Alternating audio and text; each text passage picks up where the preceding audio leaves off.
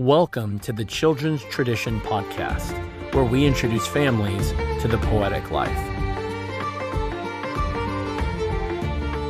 Hello and welcome everybody to the first really pseudo-episode of the Children's Tradition, previously referred to as The Wonder Years. The Wonder Years. But for just simplification and just to kind of bring everything under just really one banner, it's now just really all the Children's Tradition.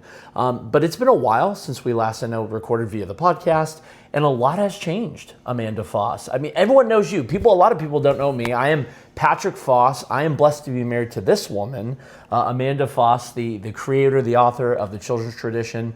And this is just something we've been talking about for quite a while, about wanting to launch really kind of more of just a video channel. I know we were doing the Wonder Years and we were trying to figure out, okay, what are things that we can do in terms of content, providing things? And we thought, hey, just talking with other creators, friends and all of that, we said, hey, let's launch really like a YouTube channel where you and I can get on screen together, talk about different things. So this is really just our first episode, right? Just full unscripted, talk about where we're at and what we're doing. And so we're here.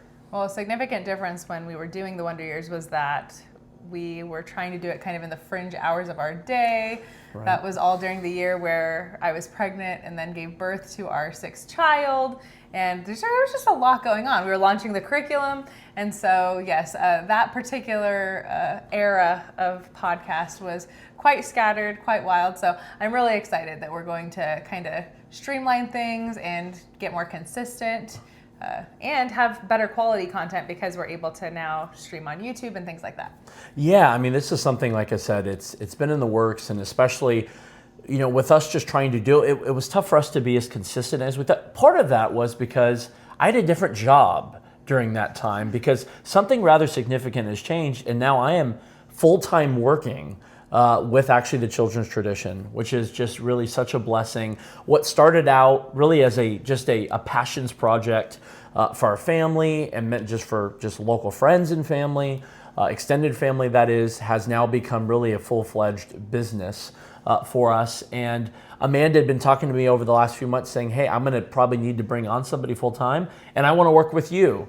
And so now I'm blessed and excited to be a part of this and be able just to focus on what TCT is about, as well as just being present with our children. We have 6 children, because that's something else I think that has changed since we last recorded, and that is having a new member of the family.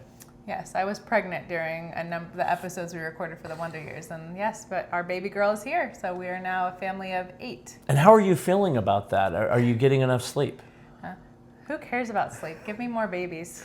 Right. Like, something about a newborn, you know, I think the end of pregnancy, it's always like, I don't think I want to do this again. And then the moment I'm holding one, I'm like, I will have 100. I don't care. They're amazing. They're trailing clouds of glory, as Charlotte Mason says. So she's the best. Well, and you're very good at it. And it's been a really good adjustment for us. And, you know, we're blessed to be by a lot of just our family and a lot of friends who we've grown up with over the years. So we have just great family support.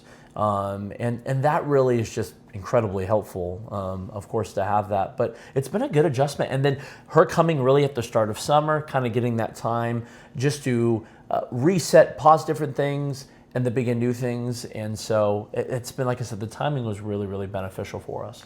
Well, I read Rod Dreher's The Benedict Option last year, and it felt like I was just reading a summary of what we have been trying to do, right? We moved back close to home by family. We are starting our classical tutorial program locally. Obviously now a family-owned and operated business. We're slowly but surely getting back to, or not back to, but getting to move forward towards things that we would have thought were only hopes and dreams. So I'm so eager to see what God has for us in this upcoming year and more. Exactly. Well, we thought we would do this video really just as sort of as the initiation to let you guys know what's ahead, what's coming, things that are in the works, content we want to be providing for you guys, but also sort of just as a sort of just a resharing, in other words, about our stories, not an exhaustive one by any means, but rather just sort of a brief outline of who are we, right? Who are these people who are talking to us and all of that? So we thought this would also just be helpful, like I said, really as that sort of just kind of reinitiation. A lot of you guys already know who Amanda is, but I thought this could also be helpful for you guys to get to know me a little bit more. So we thought this could be helpful. In terms of just upcoming content, maybe just share what sort of our plan is in terms of what we want to use the YouTube channel for and different things that we want to be releasing. Yeah, so we're going to have a diverse different types of videos that we're going to be making. So we'll have videos of Patrick and I together. We'll have videos of me by myself, Patrick by himself, me speaking to mothers, right? Patrick speaking to fathers. And then we have some really exciting interviews that we are going to be sharing with you all. That has been one of the most delightful aspects of launching TCT in the world, is just getting to connect with like-minded people who share a vision for classical education, but specifically for the poetic mode of learning, for realism, helping our children return to reality. Just so many different things, right? Raising boys as boys and girls as girls. So we have a lot of guests lined up that we are excited to share with you in the months ahead. Right. Yeah, so we want to make sure we're providing as much just steady and consistent content as possible, and content that we hope would be beneficial, encouraging, intriguing, and informative.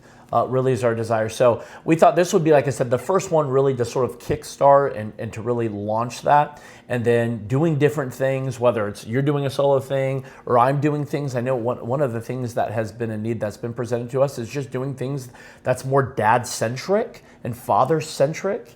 And so that's definitely something that really appeals and excites me. And so I'm looking forward to doing that and having those discussions and even cultivating relationships with other fathers. So that's really something that, like I said, I'm excited to get going. And then, yes, to echo Amanda's point, doing these interviews with a lot of people that we've already lined up with this upcoming semester and going into this spring.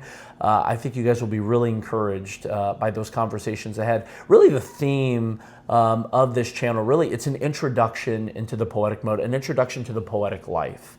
And so we want to not only talk about it in the philosophical level, practical level, on many different facets that we want to hit on. So that's really sort of the outlook of where we're going and what we want to do. But now, in terms of, Amanda, I know you've had the opportunity just to, in terms of the TCT conference, conversations you have, emails you respond to, different interviews that you've done, interviews that are coming out as well. But maybe it'd just be helpful, just again, what captured you? I mean, you grew up obviously in the homeschool world, but particularly what captured you by classical education and really launching into the curriculum? I think it'd be helpful just to hear that again. Yeah, I mean, as someone who had grown up homeschool, I had the perspective that homeschooling in and of itself is insufficient to really achieve the ends that I think we all desire, which is children who have a deep walk with God, who are knowledgeable and prepared for life. I had seen the whole, the wide smattering of homeschoolers that are out there, from those who had wonderful launches into adulthood, very successful, and those who did not. And so I think it was on my heart coming into homeschooling that I wanted to continue to build on what my parents had given me. I was so grateful for their investment, for their sacrifice as first-generation homeschoolers. I mean, we were homeschooling back when we had to carry, little school cards around if we went to the grocery store, because we had to be able to prove that we were, in fact, allowed to be out at the grocery store. So it's so commendable what my parents did in choosing to embark on that very difficult path at that time. At the same time, my mother has always told me, stand on our shoulders, continue to go further up and further in, we might say, right, to quote C.S. Lewis. We made it all of 7 minutes into the video before C.S. Lewis has got mentioned. But that idea of, okay, well, how can I give my children an education that is built on something more than just subjective personality or just a lot of the things that are kind of sold and pitched in the homeschool world really could be boiled down to education is just one of many opportunities for self-expression, right? So it's about your family and your child, and you have to find what works for you.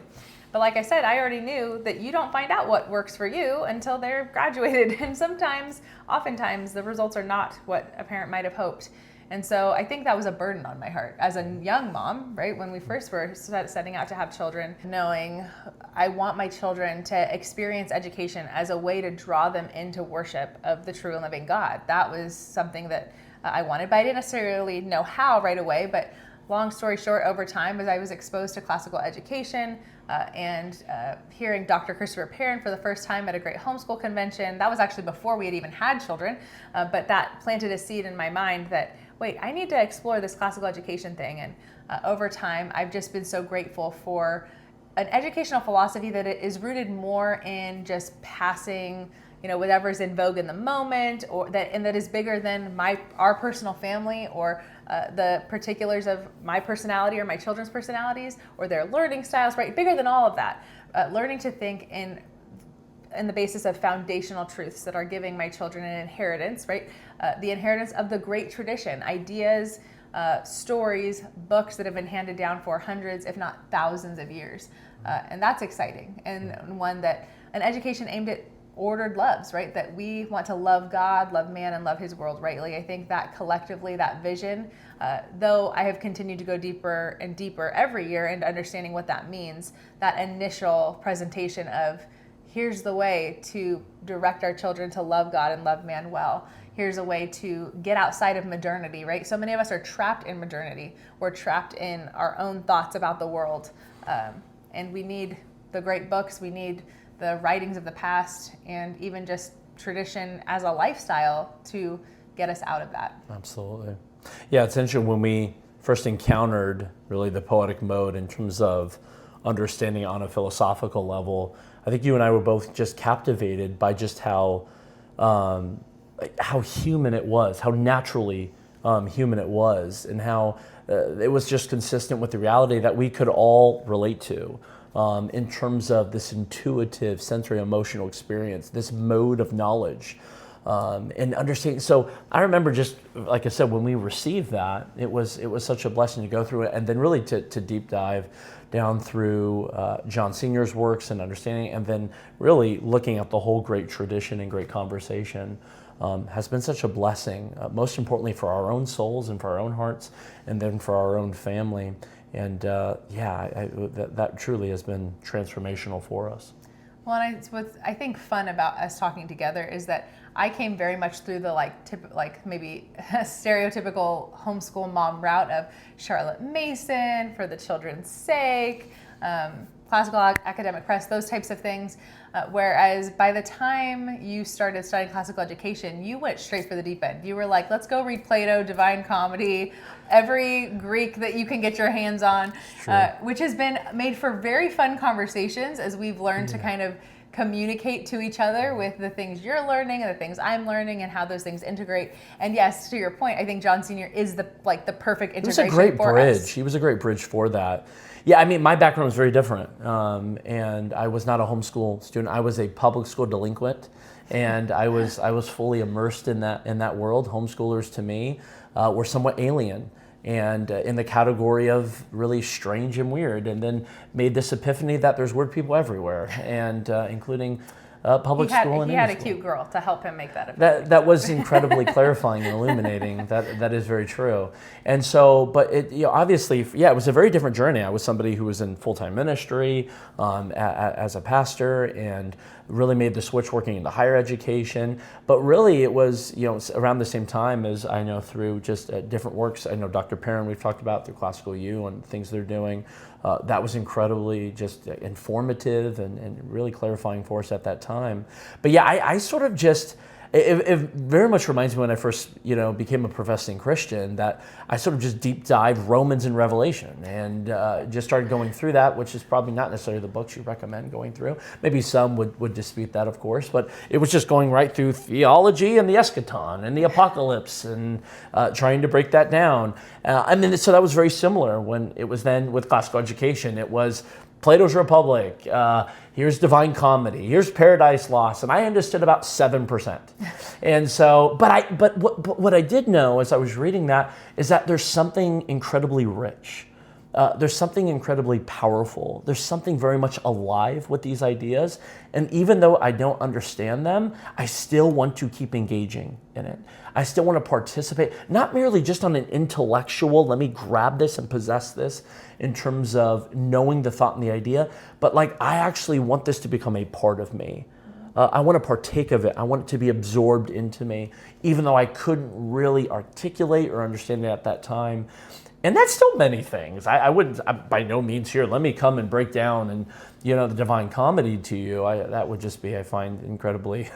Yeah, we didn't start this YouTube channel because we're experts. No. No, by no means. I mean, that's, for really our heart is to say, hey, we have been so blessed by these living ideas. They have transformed us on an individual level, on a marital level, to our family dynamic, our family culture and atmosphere. And we want to say, hey, partake with us. Join us in being blessed, we hope. And so that's really our desire, to be students with you, to learn with you, to engage with you, to converse with you. That's our heart, not to stand over you, to say that we've mastered it or we've conquered it or we're living this out perfectly. By far, we are not. No, we have hard days for sure. And I think that's an interesting thing as people of high ideals, is that it's so humbling to experience the many ways we fall short of the ideal. But I think the beauty of that within our Christian faith, of course, is that we see how Christ takes our little and makes it much. And so I'm very thankful for God's grace in all of this, that we are simultaneously being brought low much of the time, and yet our spirits are lifted up with encouragement by the beautiful ideas we encounter. Right. Yeah, I mean, these ideas, it's, I think of C.S. Lewis, when man has lost his way, he simply needs to go around and go home. And for us, that's what we're trying to do. I mean, we are living in such a time of anthropological crisis and great confusion of what's happened, of who we are, what it means to be us, and all of that. And this is where things that have stood the test of time, ideas that have stood the test of time, books, all of these figures and people, traditions and artifacts, whatever it may be, items that have stood the test of time. This is a time to go to those things, because I think by tapping into these things, again, it reminds us of our sense of that really eternity is written on our hearts, right, at the core of that, and our desire to partake of that even more. Makes us aware of those parts. So I think this is such an important time, and we're excited, like I said, to deep dive it, I think, all the more. Well, and on the John Senior poetic knowledge front, you keep sending me articles. I have people online always sending me information. I hope we are just a small piece of what is a larger movement of people returning, rediscovering, if you will, the work of John Senior, Dennis Quinn, Franklin Neelick, the IHP at the University of Kansas, that the impact of that program and the wisdom of those professors is being almost rediscovered in our own time in a way that I think is very exciting. As the classical education movement as a renewal has progressed forward, I think we are all experiencing a clarifying of, okay, here's some things that have gone well, and here's a whole lot of things that have not gone well. So the work of John Senior to me seems like an answer to a lot of the problems. Absolutely.